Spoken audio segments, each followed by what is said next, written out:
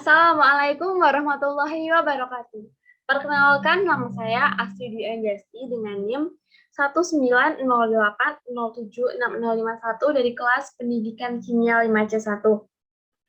Pada kali ini saya akan memberikan laporan mengenai praktikum biokimia yang telah saya lakukan.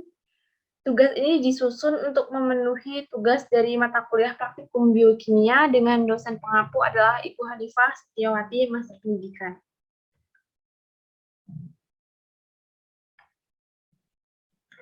Pada praktikum biokimia yang ketiga ini dilakukan percobaan mengenai reaksi enzimatis pankreatik lipase. Tujuan dari dilakukannya praktikum ini adalah untuk mengetahui kinerja dari pankreatik lipase. Seperti kita tahu, kata enzim itu artinya dalam ragi. Manusia telah menggunakan enzim sejak zaman prasejarah dalam memproduksi anggur, cuka, dan juga keju. Suatu enzim adalah suatu katalis biologis. Hewan tingkat tinggi mengandung ribuan enzim. Enzim merupakan katalis yang lebih efisien daripada kebanyakan katalis laboratorium atau industri. Enzim juga memungkinkan suatu selektivitas reaksi dan suatu pengendalian laju reaksi yang tidak dimungkinkan oleh kelas katalis lain. Semua enzim adalah protein. Untuk aktivitas biologis, beberapa enzim memerlukan gugus-gugus prostetik atau kofaktor. Dikutip dari Leininger tahun 1999. Enzim lipase. Lipase merupakan salah satu enzim yang telah diaplikasikan pada proses-proses industri, baik industri pangan maupun non-pangan. Lipase dikenal sebagai lipolytic enzim dan didefinisikan sebagai any esterase capable of hydrolyzing ester of oleic acid.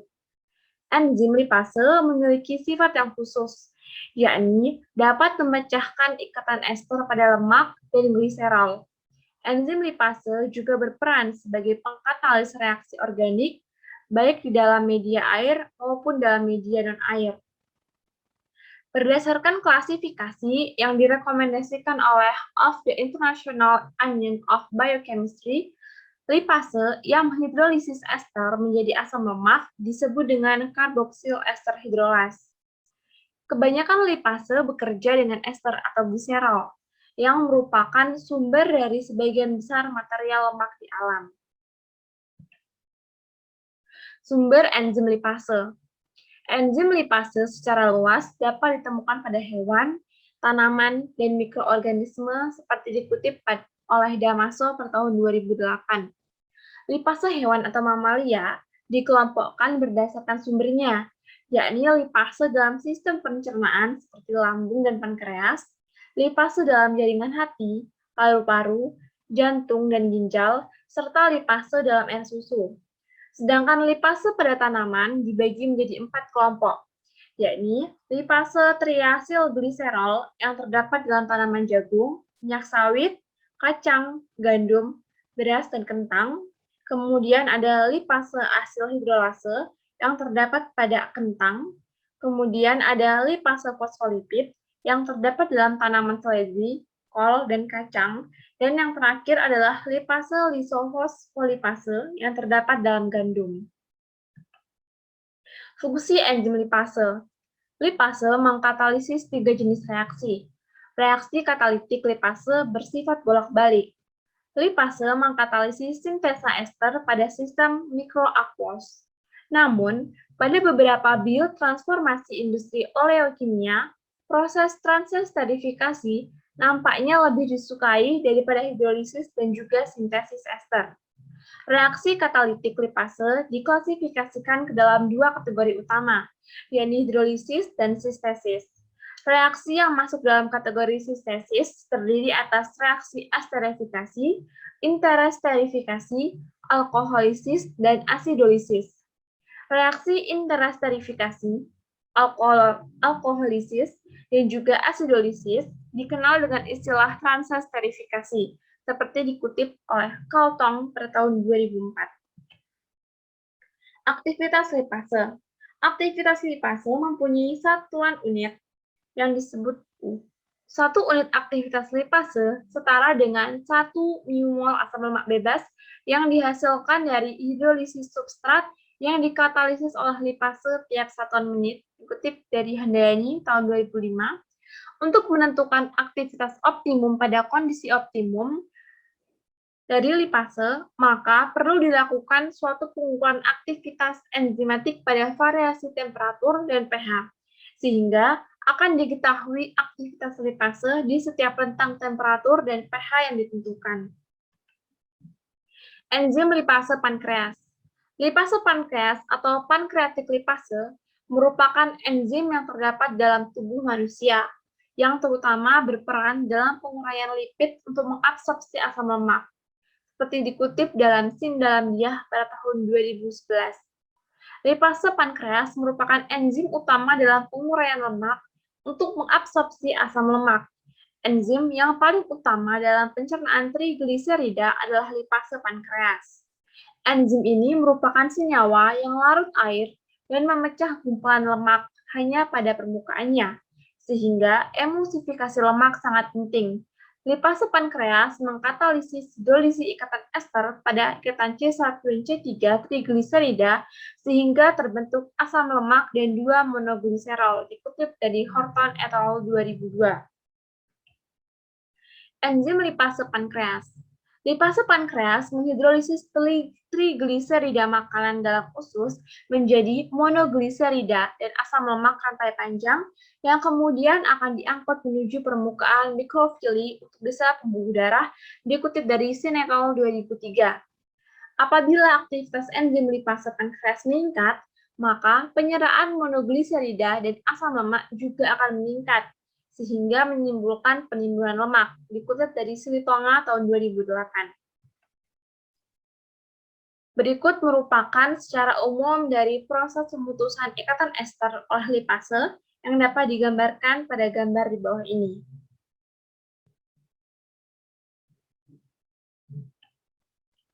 Sifat lipase. Aktivitas lipase tergantung pada sumber, jenis substrat, pH, dan temperatur. pH dan temperatur optimum reaksi hidrolisis lipase tergantung pada jenis dan sumber substrat, larutan penyangga atau buffer, dan pengujian yang digunakan. Sebagai contoh, lipase pankreas mempunyai pH optimum antara 8 dan 9, tetapi dapat menurun menjadi sekitar 6-7 apabila substratnya berbeda. Pada lipase yang berasal dari mikroorganisme, pH optimum dicapai pada pH 5,6 sampai 8,5. Lipase yang dihasilkan dari bakteri mempunyai pH optimum pada kondisi netral atau mendekati kisaran basa. Sedangkan lipase yang dihasilkan dari jamur, pH optimumnya pada kondisi netral atau mendekati asam. Dikutip dari Agus pada tahun 2000. Temperatur optimum lipase pada umumnya berkisar antara 30 derajat Celcius dan 40 derajat Celcius.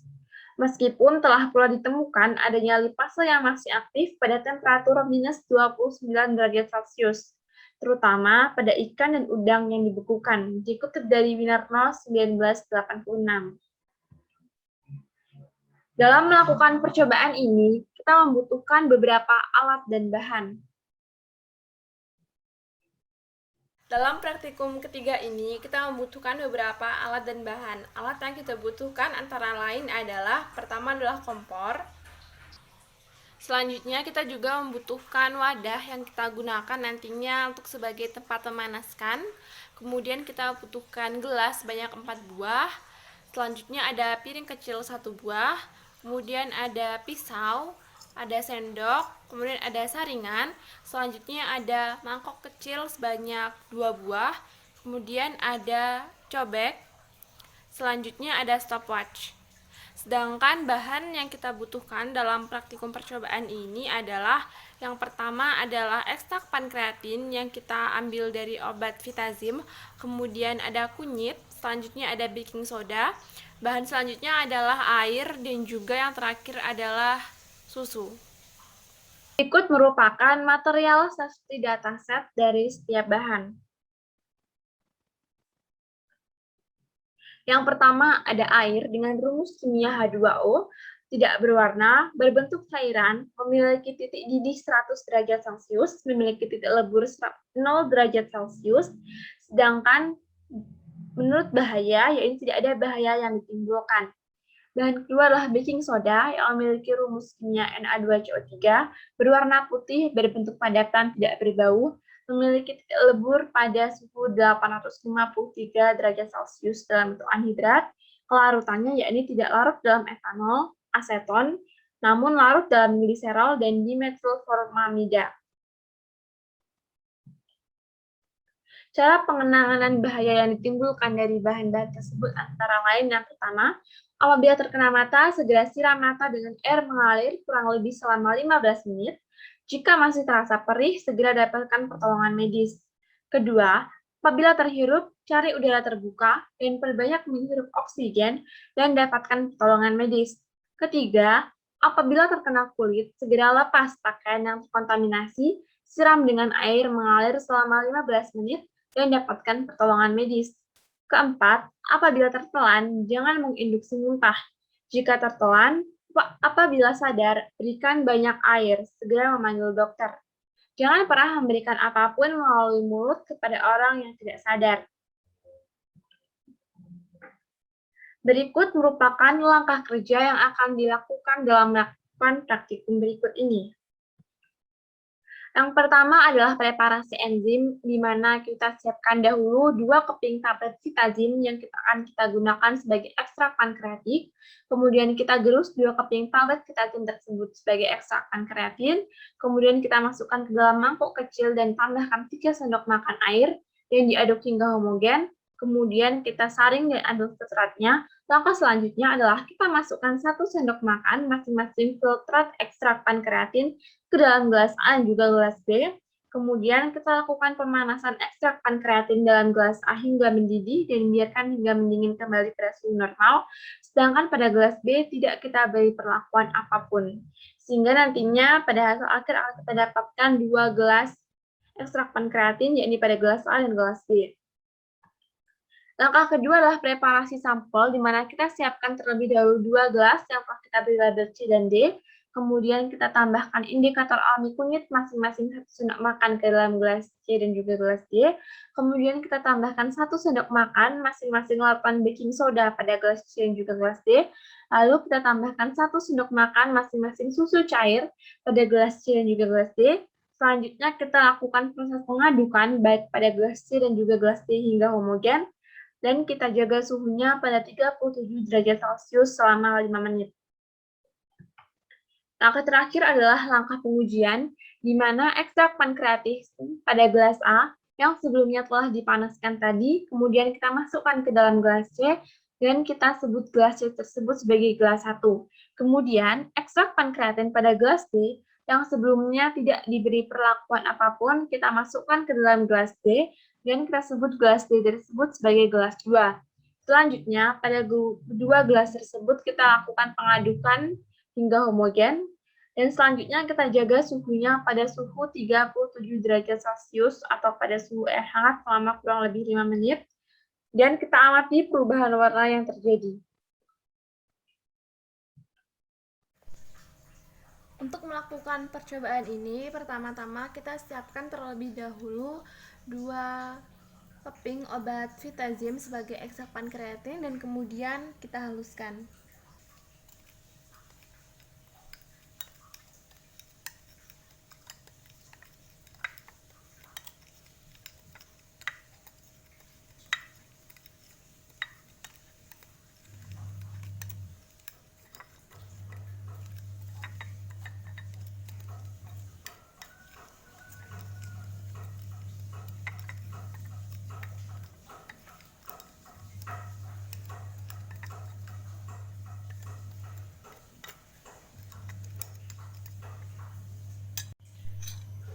Langkah selanjutnya adalah kita masukkan hasil tumbukan obat tadi ke dalam wadah kecil dan kemudian kita tambahkan dengan 3 sendok makan air.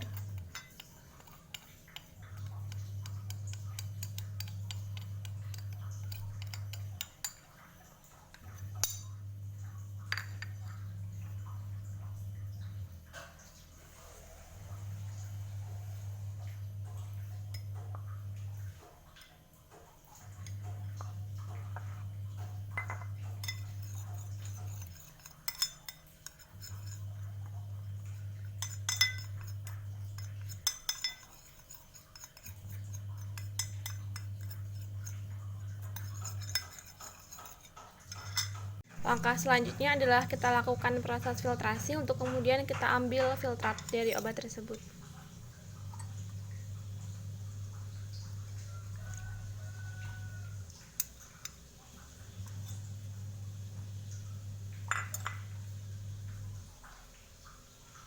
Langkah selanjutnya adalah kita siapkan gelas A dan juga gelas B, yang kemudian akan kita isi masing-masing gelas dengan 1 sendok makan ekstrak pankreatik tadi.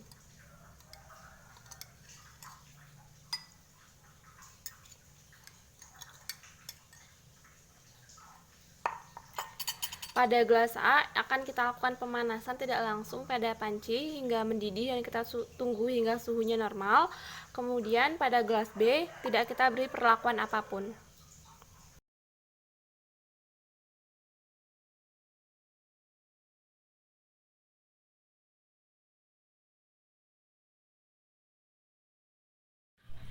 Ekstrak pankreatin pada gelas A yang telah kita panaskan kemudian akan kita dinginkan pada suhu ruang.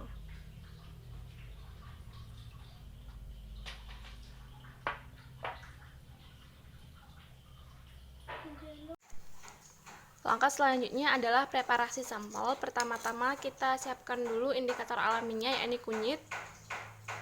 Kemudian kita kupas. Kunyit ini nantinya akan kita tumbuk dan akan kita ambil ekstraknya.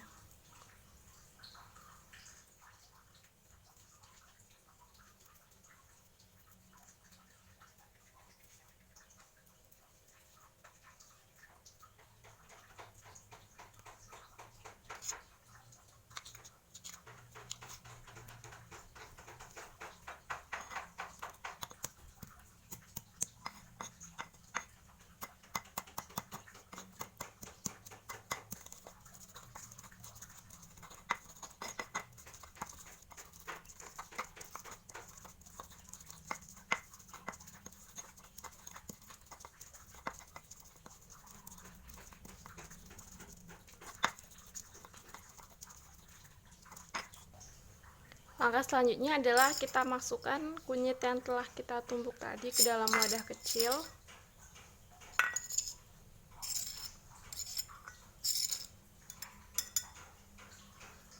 Kemudian kita masukkan 3 sendok makan air.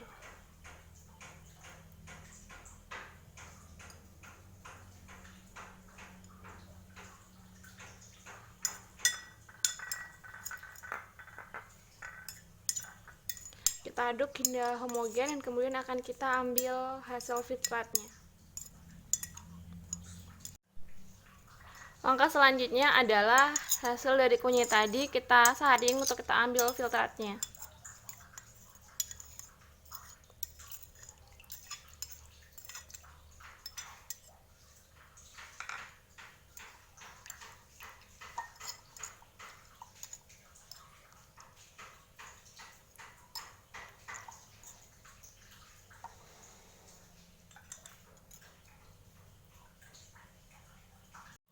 Langkah selanjutnya adalah kita membuat larutan soda kue. Kita masukkan soda kue ke dalam gelas.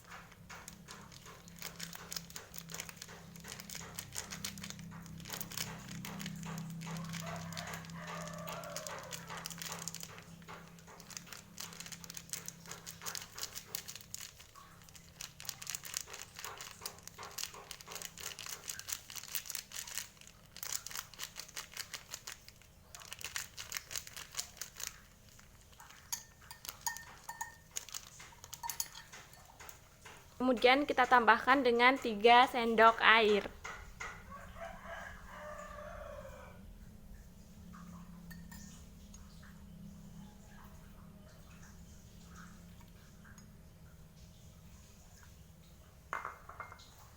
Langkah selanjutnya adalah kita aduk larutan hingga homogen.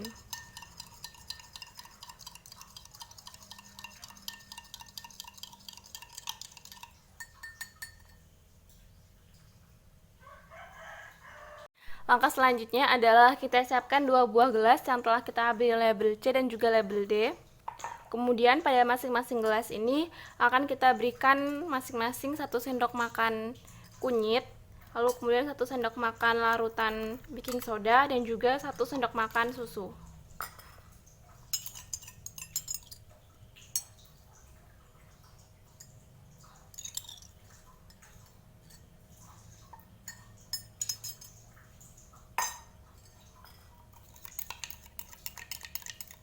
kita beri 1 sendok makan baking soda.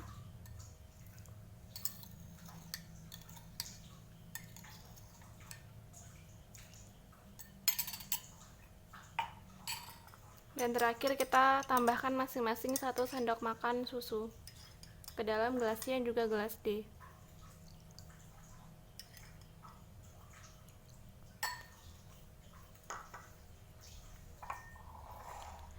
Kemudian setelah itu kita lakukan pengadukan hingga homogen.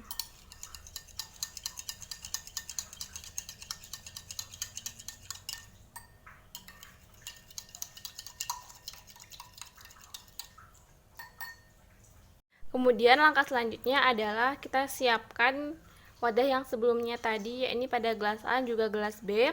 Kemudian tadi ekstrak pankreatik pada gelas A yang telah kita panaskan akan kita masukkan ke dalam gelas C, sedangkan ekstrak pankreatik yang tidak kita beri perlakuan akan kita masukkan ke dalam gelas D.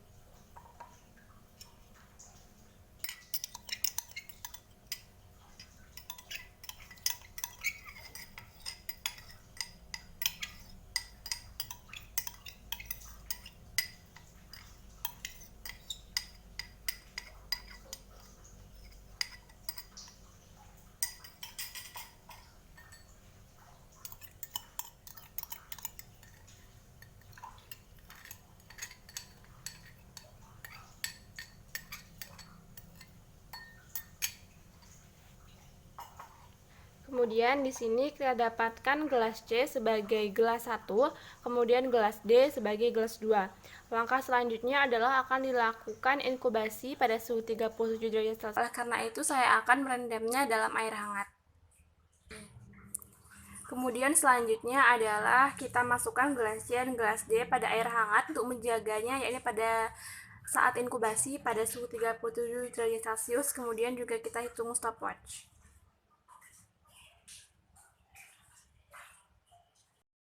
Kemudian selanjutnya kita lakukan pengamatan pada gelas C dan D atau gelas 1 dan juga gelas 2, di mana pada gelas 1 atau gelas C setelah dilakukan inkubasi pada suhu 37 derajat Celcius menunjukkan warna yakni kuning cerah, sedangkan pada gelas D atau gelas 2 yakni diinkubasi pada suhu 37 derajat Celcius menunjukkan warna kuning yang lebih pekat.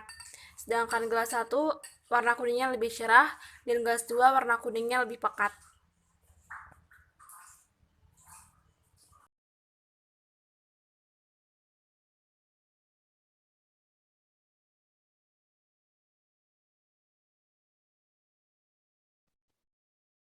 Telah kita dapatkan yakni 2 ekstrak pankreatin, yakni pada gelas 1 dan gelas 2, di mana pada gelas 1 yakni dilakukan pemanasan pada enzim, sedangkan pada gelas 2 tidak kita lakukan pemanasan. Masing-masing volume susu, baking soda, indikator kunyit, dan juga ekstrak pankreatin yang kita masukkan adalah 15 ml atau sebanyak 1 sendok makan.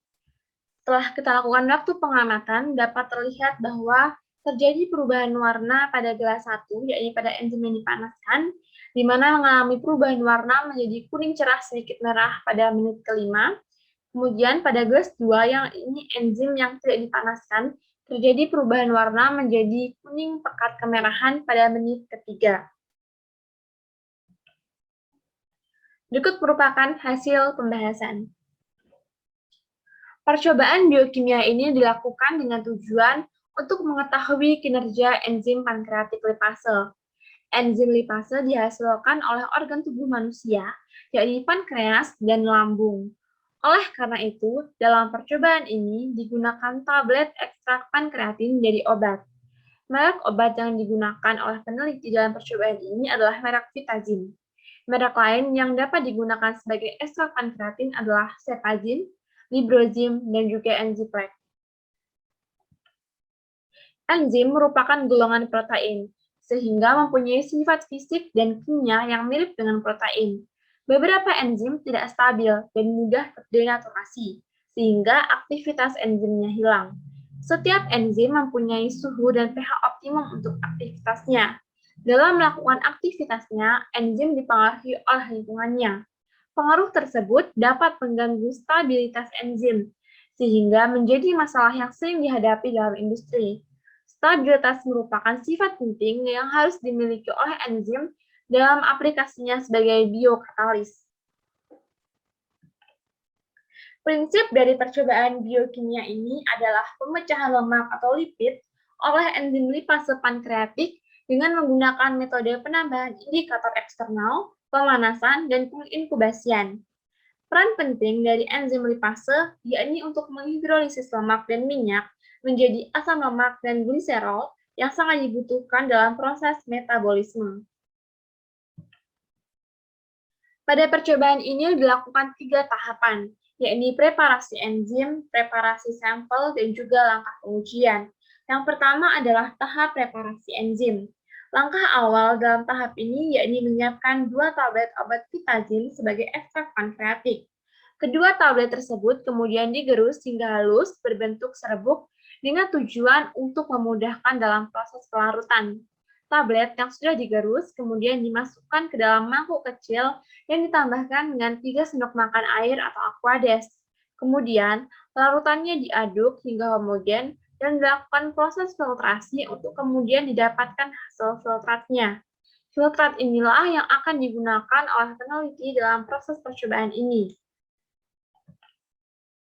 Filtrat yang didapatkan kemudian dimasukkan ke dalam gelas berlabel A dan juga B, masing-masing sebanyak 1 sendok makan. 2 gelas A dan B tersebut kemudian kita beri perlakuan berbeda. Gelas A dilakukan pemanasan secara tidak langsung dengan tujuan agar enzim lipase pada filtrat dalam gelas tersebut mengalami kerusakan pada strukturnya. Kerusakan struktur yang terjadi pada enzim akan menyebabkan enzim tersebut tidak dapat berfungsi untuk memecah lemak.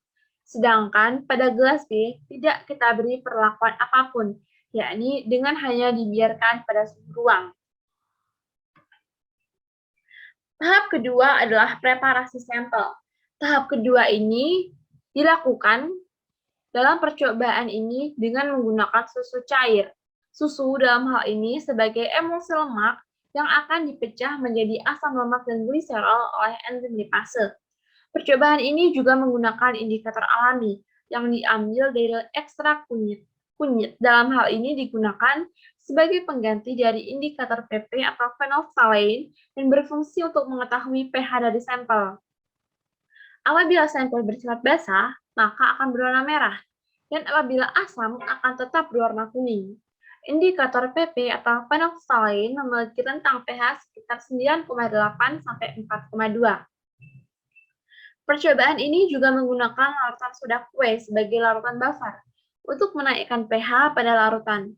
Hal ini dikarenakan larutan dapat bersifat asam akibat adanya hidrolisis lipase yang kemudian akan menghasilkan asam lemak dan gliserol.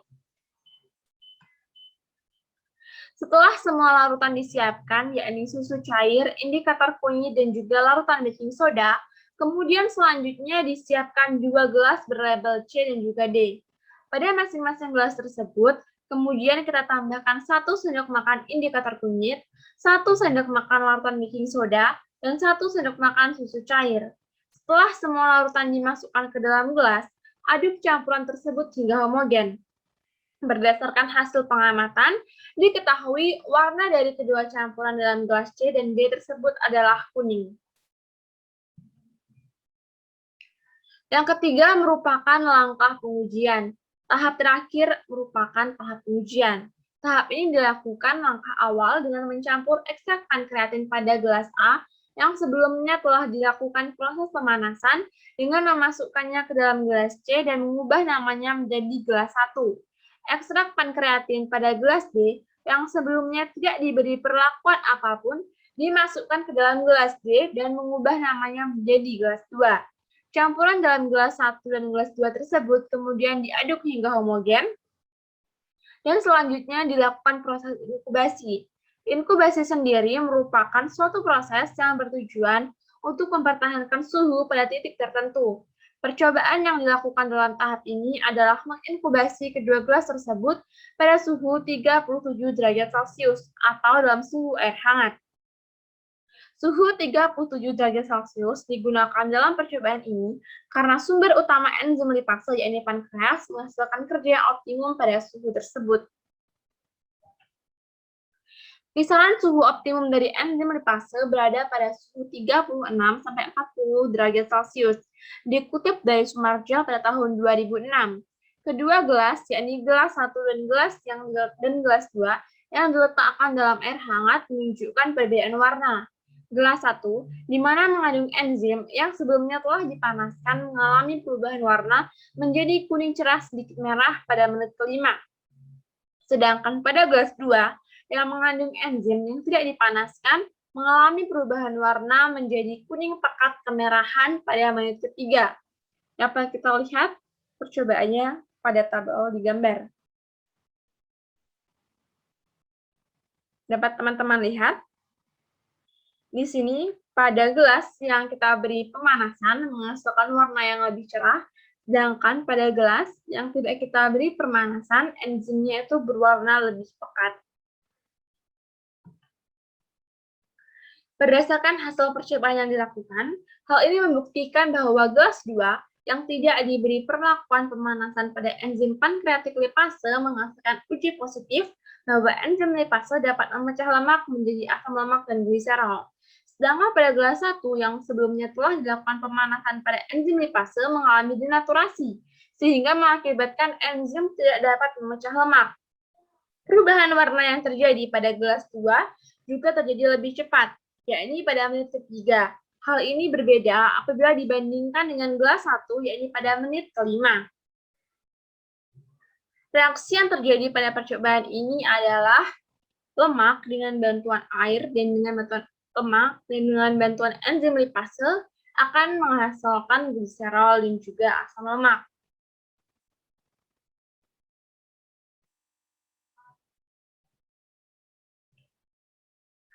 Pada praktiknya, aktivitas enzimatik diukur pada berbagai suhu. Sebagai contoh, antara 15 derajat Celcius dan juga 40 derajat Celcius.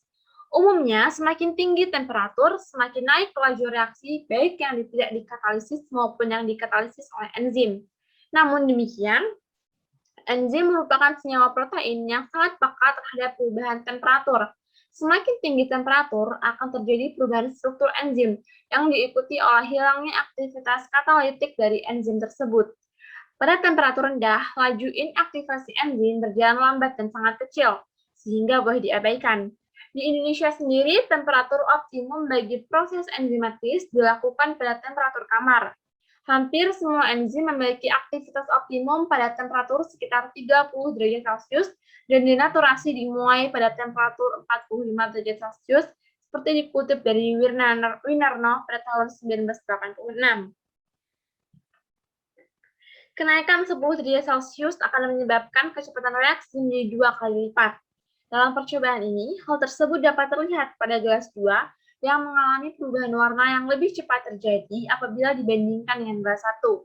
Namun, suhu yang terlalu tinggi dapat menyebabkan denaturasi, sehingga mengakibatkan kecepatan reaksi menurun dan enzim tidak dapat bekerja dengan baik. Faktor lain yang mempengaruhi kerja enzim yakni konsentrasi pH. Enzim umumnya kebanyakan paling reaktif berlangsung pada pH 6-7, yakni pH yang sama dalam sel ataupun dalam darah. Tetapi, ada beberapa enzim ekstraseluler memiliki pH optimum dalam lingkungan asam maupun basah. Berdasarkan percobaan yang telah dilakukan, dapat kita ambil kesimpulan bahwa enzim merupakan biokatalis yang dapat mempercepat laju reaksi kimia di dalam tubuh. Enzim yang digunakan dalam percobaan ini adalah enzim lipase yang dapat ditemukan dalam pankreas dan berfungsi untuk mengubah lemak menjadi asam lemak dan gliserol. Percobaan ini dilakukan untuk menguji aktivitas enzim lipase berdasarkan hasil pengamatan menunjukkan bahwa enzim bekerja dengan baik pada gelas 2 yang tidak diberi perlakuan pemanasan. Sebelumnya, pada enzim, gelas 2 tersebut menunjukkan perubahan warna kuning pekat kemerahan dan terjadi lebih cepat perubahan warnanya dibandingkan gelas 1 yang sebelumnya telah kita lakukan proses pemanasan. Pada gelas 1 tersebut menghasilkan warna kuning cerah sedikit kemerahan. Keadaan ini membuktikan bahwa aktivitas enzim itu dipengaruhi oleh temperatur. Enzim pada gelas 1 yang kita lakukan pemanasan mengalami penurunan aktivitas sehingga mengakibatkan denaturasi dan menyebabkan enzim tersebut tidak dapat memecah lemak menjadi asam lemak dan gliserol. Berikut merupakan daftar pustaka yang peneliti gunakan untuk membuat percobaan ini. Berikut merupakan jawaban dari pertanyaan di buku lembar praktikum biokimia. Yang pertama, jelaskan fungsi dari enzim lipase. Enzim lipase berfungsi untuk menghidrolisis lemak menjadi asam lemak dan gliserol dalam proses metabolisme. Yang kedua, berapa rank pH indikator dari phenolphthalein atau PP? Indikator phenolphthalein atau PP memiliki rank pH sekitar 9,8 sampai 4,2. Yang terakhir, apa perbedaan yang terjadi antara ekstrak pankreatik yang dididihkan dengan yang tidak setelah ditambah emulsi lemak? Ekstrak pankreatik yang dididihkan saat ditambahkan emulsi lemak mengalami denaturasi, sehingga enzimnya tidak dapat menghidrolisis lemak menjadi asam lemak dan gliserol. Sedangkan enzim pankreatik yang tidak dididihkan masih dapat bekerja efektif untuk memecah lemak, karena enzimnya tidak mengalami denaturasi. Sekian laporan praktikum biokimia dari percobaan yang 3 yang dapat saya sampaikan.